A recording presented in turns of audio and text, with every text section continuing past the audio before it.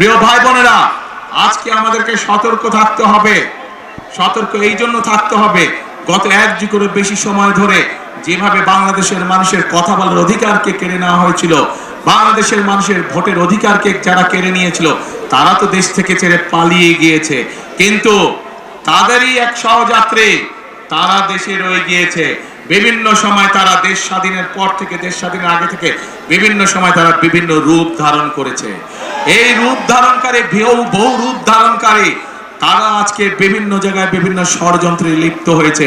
কারণ তারা বুঝে গিয়েছে সারা বাংলাদেশের মানুষ ধানের শীষের পক্ষে রায় দেওয়ার সিদ্ধান্ত নিয়েছে। সেই জন্যই তারা বিভিন্ন ষড়যন্ত্রে লিপ্ত হয়েছে। পত্রিকার পাতায়, বিভিন্ন সংবাদ মাধ্যমে আমরা দেখেছি তারা মা বোনদেরকে গিয়ে বিভ্রান্ত করছে, তাদের এনআই কার্ড নাম্বার নিচ্ছে, তাদের বিকাশ নাম্বার নিচ্ছে।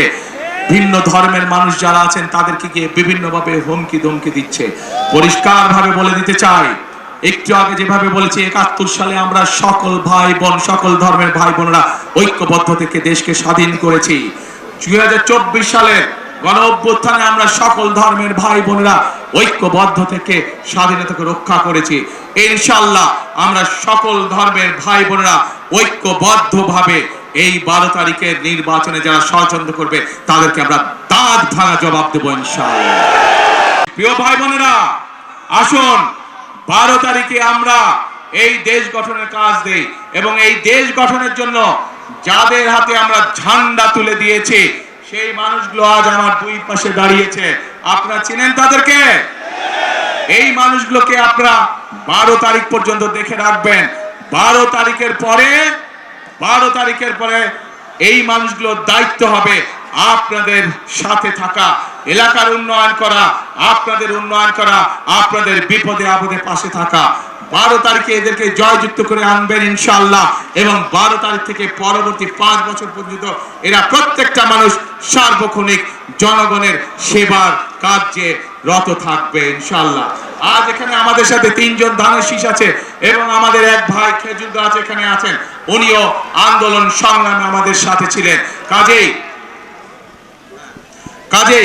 আমাদের দায়িত্ব হচ্ছে, একটু আগে যেমন বলেছি, দল মত ধর্ম বর্ণ নির্বিশেষে আমরা একসাথে দেশ গড়ব।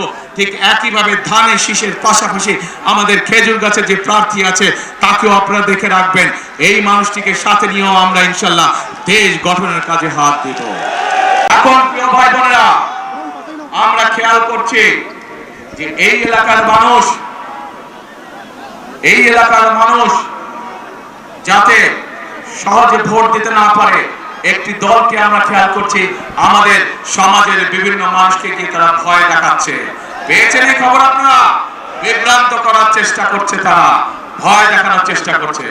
আজকে আমি দায়িত্বহীন কণ্ঠে পরিষ্কার ভাবে বলে দিতে চাই, বাংলাদেশের কোন ভোটারকে যারা ভয় দেখাবে, যারা তাদেরকে বিভ্রান্ত করার চেষ্টা করবে, ইনশাআল্লাহ কারোর সাথে যদি অন্যায় হয়ে থাকে আমরা সেই ব্যবস্থা গ্রহণ করব, অন্যায়কারীর বিরুদ্ধে আইনগত ব্যবস্থা গ্রহণ করব।